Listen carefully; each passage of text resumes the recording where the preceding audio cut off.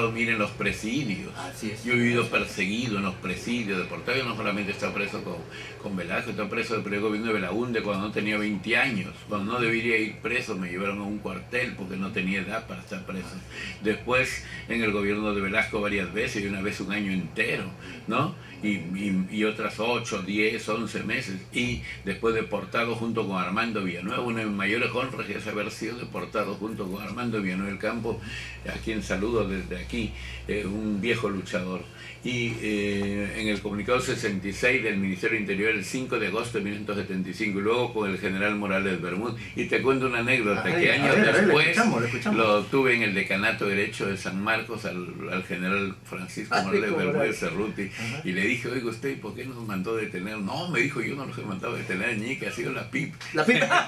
Oye, pero bueno, ¿y quién le daba orden? No, bueno, pero qué bacán. Sí, estimado radioyente, ese es José Antonio Ñique de la Puente, ¿no? Cuando yo hablo de fuerzas oscuras, estamos hablando de toda una casta, una élite que sabe quién es Ñique de la Puente, ¿no? Que Ñique de la Puente no es un chiquillo que recién está haciendo política, no, tiene toda una trayectoria. Yo hago política antes que don Alejandro Toledo, antes que Fujimori, antes que los 60, 70. Antes que los que están gobernando. Claro. O sea, todos los que están ahora en el Parlamento, esos son posteriores en la acción política que uno. Correcto. Y una pregunta, mi estimado, mucho se dice que el intelectual no llega a ser político y el político no es intelectual porque simple y llanamente son dos mundos paralelos, ¿no? El intelectual se mueve en el mundo de las ideas, del debe ser, del romanticismo, mientras que el político es un hombre pragmático. Si hay que darle beso al leproso, se lo da; si hay que darle, ¿no es cierto?, abrazos al canceroso, se lo da. Y porque tiene que ganar votos. El intelectual de repente lo va a pensar.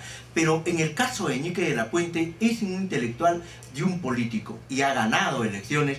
Y como bien lo acaba de decir el doctor José Antonio, este es solamente digamos, un paso de la escalera a la cual creo que las buenas voluntades lo deben llevar más arriba. Pero, estimado doctor, ¿es esto cierto? ¿Es que un intelectual, un hombre honesto, no puede ser un buen político? ¿Qué pasa con los políticos del Perú en su amplia experiencia? Estamos teniendo decepciones tras decepciones.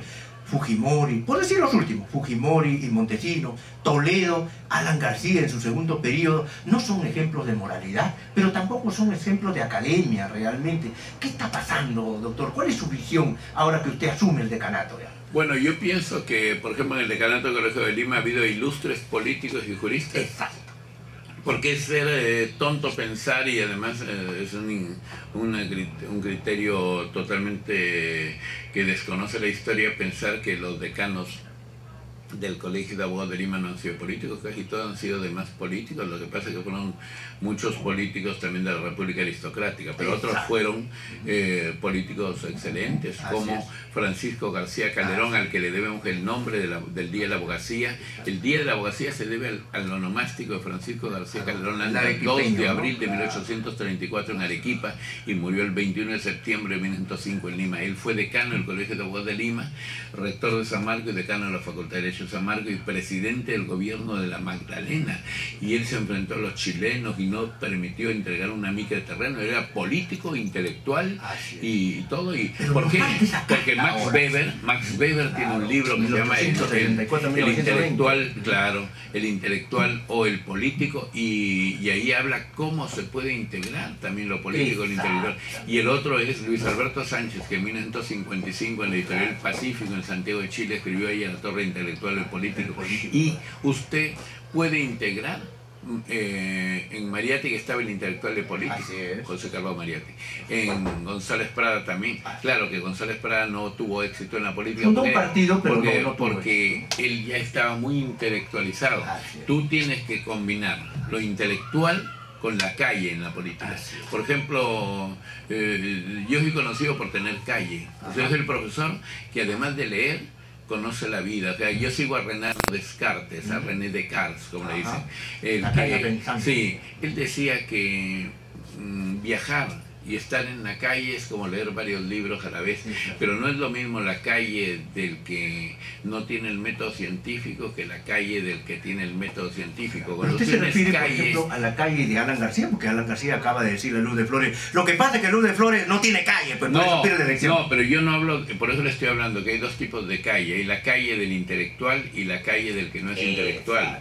La calle del intelectual y que debe ser el político sería en el sentido de Max Weber, o sea, una calle que tú sacas, empleas el método inductivo de la calle, que es la realidad, la elevas a la teoría, que es lo que te dan los libros, y lo sintetizas con la razón. El abogado tiene que tener dos elementos, nos decía Mario de Zamora Valdés: ratio, o sea, razón, y empiria, experiencia. Razón y experiencia vital, pero la razón tú la fortaleces con el estudio constante y permanente, con la meditación académica, porque la abogacía es primero una consagración académica y luego una concreción profesional. A partir del día 11 de enero en que juramento, yo voy a declarar que comienza en el Perú un nuevo tiempo, es el renacimiento de la abogacía en el Perú, porque vamos a hacerlo mejor en diplomados, en actualizaciones académicas, en seminarios de actualización académica, y hoy día lo que se está haciendo en Alemania y en Europa, el workshop,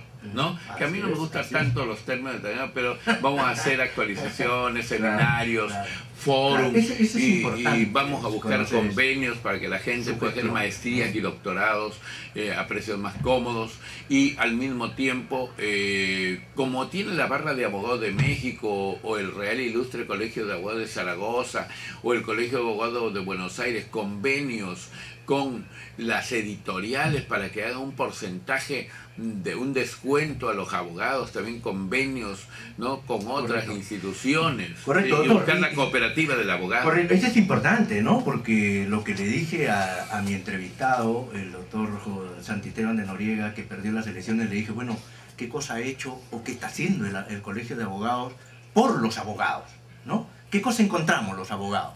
Encontramos una clínica en la cual hay que pagar si no es tu familiar, ¿no? Tienes que pagar por la medicina. Igual cerca a tu barrio hay un médico que te cobra 5 soles, 8 soles. ¿Cuál es la diferencia, no? ¿Qué más te da? Te da un centro de esparcimiento que, bueno, mal que bien. Pero después, ¿tenemos créditos? No tenemos créditos. ¿Podemos comprar un auto, una casa? ¿Tenemos aseguramiento universal? No lo tenemos. Entonces creo que todas esas cosas... Para eso hay que hacer convenios con instituciones. Mira, ya no es tener una cooperativa como en los 50 o 60, la cooperativa Janteliza, con local, sino hacer convenios para tener opciones cooperativas con instituciones, con bancos, con instituciones crediticias, pero siempre con ventaja para el abogado, porque si no hay ventaja cerramos, ese convenio no vale un comino, ¿me entiende usted? Claro. Y yo recibo, estoy hablando con todos los exdecanos, he hablado con Ulises Montoya Alberti, Aníbal Torres Vázquez, Luz Aurea Sáenz Arana, con cada Vladimir Paz de la Barra, con el mismo decano saliente estoy hablando, con el doctor Walter Gutiérrez. No voy a dejar de tratar, he hablado con Fernando Vidal Ramírez, y estoy hablando con los abogados. Por ejemplo, ya tengo el plan de la defensa gremial, porque no es cierto que el decano debe ser el defensor del abogado, eso se ve feo. El abogado no necesita que lo defienda, el abogado necesita la defensa gremial, porque el abogado mismo es un defensor, defensa gremial, claro. Es como hablar de otras cosas que mejor prefiero no. Que al policía hay que cuidarlo. Claro, entonces mire usted, pero sí la defensa gremial, lo que en Europa se llama la defensa del defensor, que es la defensa gremial, que no es lo mismo que la defensa del hiposuficiente, o que el menos suficiente, o la gente desvalida. Pero no te olvides que yo enarbolo a Francisco de Asís. Francisco de Asís era el hombre que llevaba la ayuda. Un abogado que le pasa algo, ahí voy. Primero mandamos al que está de bienestar, al que está permanente. Pero según el asunto, yo quisiera estar en todos los lugares donde hay un colega que está enfermo, que sufre, que tiene problemas, que ha entrado en quiebra, que tiene problemas de familia, pero en la mayor parte de casos voy a estar, le cuento una anécdota, porque esa es mi escuela, así me he formado.